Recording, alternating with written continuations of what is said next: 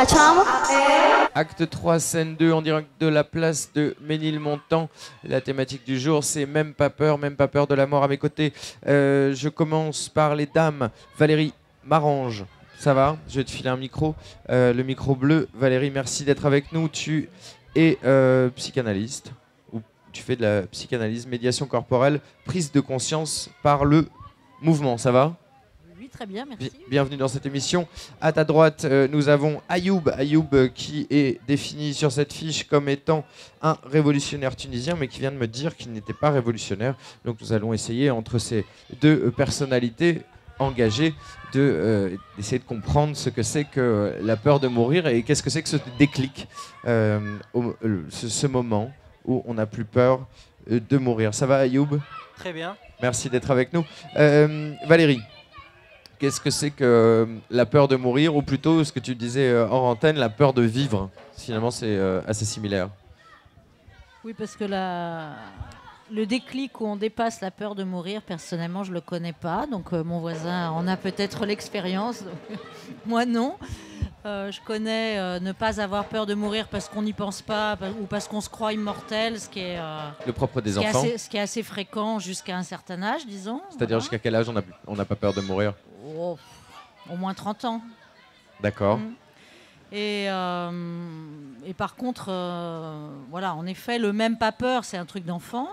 Hein, c'est une expression infantile que vous avez reprise comme titre, là. Non, je le pense souvent. Oui, bah, il n'empêche, c'est l'enfant en toi, je pense, qui parle quand tu dis ça. C'est ça, j'essaye de ne pas le perdre. Oui, pourquoi pas. Mais en tout cas, moi, j'ai souvent affaire, finalement, dans les gens qui viennent me voir, même, mettons, à des gens qui sont confrontés à des diagnostics, des diagnostics de maladies mortelles, par exemple, qui, en réalité, ont très, très peur, mais qui n'arrivent absolument pas à se dire qu'ils ont peur. Parce qu'il faut quand même dire que dans l'éducation des petits garçons chez nous, le même pas peur est très très fort. Bon, alors que chez les filles, non, on s'autorise à dire qu'on a peur. Ce qui ne veut pas dire qu'on est nécessairement moins courageuse, parce que finalement, le courage, c'est de vaincre sa peur. C'est pas de ne pas avoir peur d'emblée. C'est d'avoir peur et de pouvoir passer à autre chose. Voilà. Et de pouvoir, à un moment donné, dominer, passer outre sa peur. Voilà, c'est pas pareil. Et du coup, est-ce que tu remarques, avant qu'on discute avec Ayoub, est-ce que tu remarques, Valérie, qu'il y a une augmentation de la peur de vivre, ou plutôt de la peur de perdre, due à cette société de plus en plus individualiste? Écoute, je ne suis pas un poste d'observation statistique, donc je ne peux pas tenir de discours généraux comme ça. Il y a des observations statistiques qui sont faites, que je lis comme toi. Voilà. Effectivement, par exemple, il y a des phénomènes qui montrent très bien ça, par exemple, qui est la bulle immobilière en France. Bon, puisqu'on est sur des chambres à air, parlons de la bulle immobilière. Ouais. La bulle immobilière, vous savez, les prix, comme tu sais, c'est un phénomène psychologique, puisque c'est une histoire d'offre et de demande. Eh bien, tout le monde attend depuis des années que la bulle immobilière se dégonfle, mais elle ne se dégonfle pas parce qu'il y a beaucoup de propriétaires en France qui ont très très peur que les prix baissent. Voilà.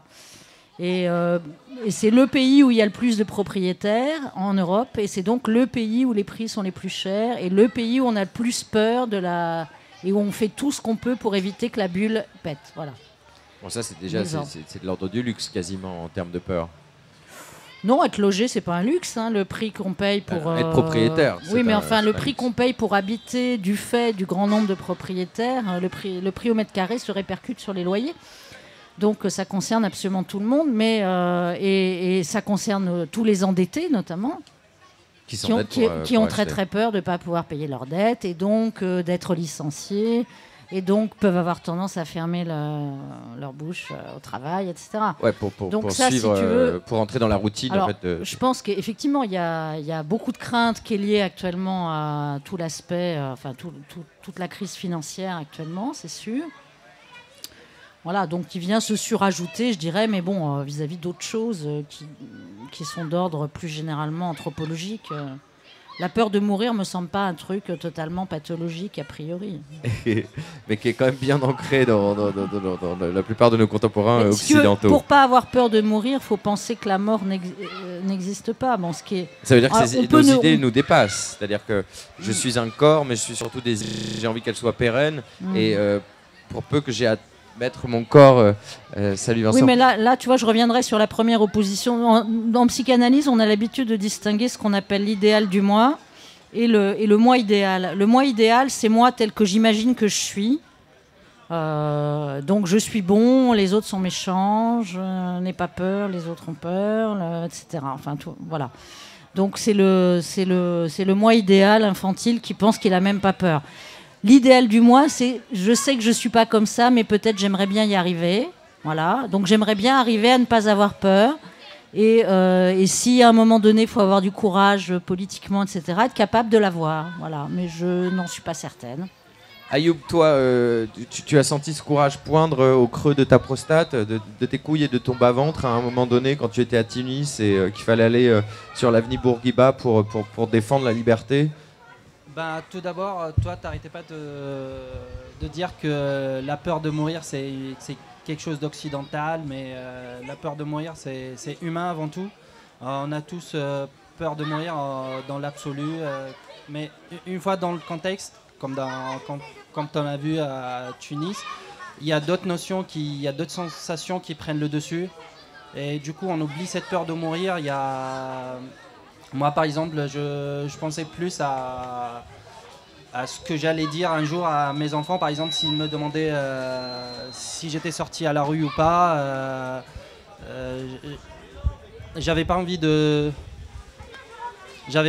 baisser les yeux et de leur dire non, j'étais pas là. Et donc, je m'en fichais un peu de mourir ou pas. L'essentiel, c'est que je sois là dans la rue avec les autres et me battre pour la liberté et pour mes idées.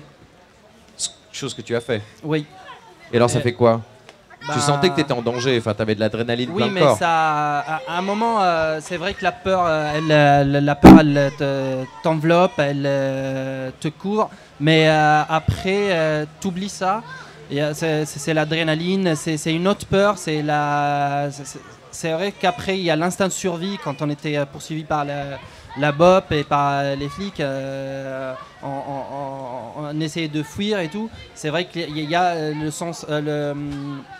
l'instinct de survie qui revient, mais on est là, on est resté dans la rue. Je me rappelle, j'avais un ami avec des enfants et je lui ai dit qu'est-ce que tu fais là, tu risques de ne pas rentrer. Il me dit je suis là pour mes enfants et pour 15 jours mes enfants ils vivent dans une Tunisie libre.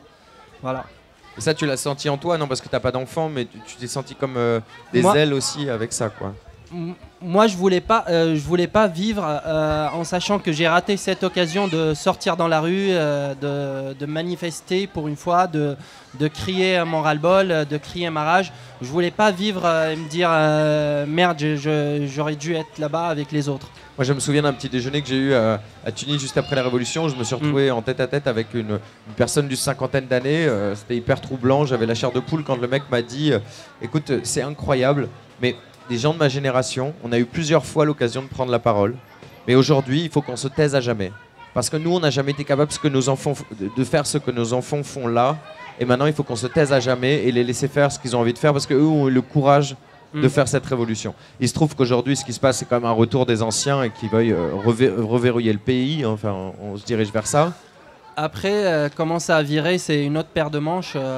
C'est vrai que c'est quelque part triste, mais je sais pas, j'ai un peu confiance. Les gens qui sont sortis dans la rue le 14 janvier peuvent encore sortir demain, donc peut-être que là, les vieux, entre guillemets, détiennent les rênes. Mais encore, parce qu'il n'y a pas de savoir-faire politique, ils n'ont pas de conscience politique. Exact, ils sont éduqués, mais ils manquent de conscience politique. Oui, mais bon, je reste optimiste.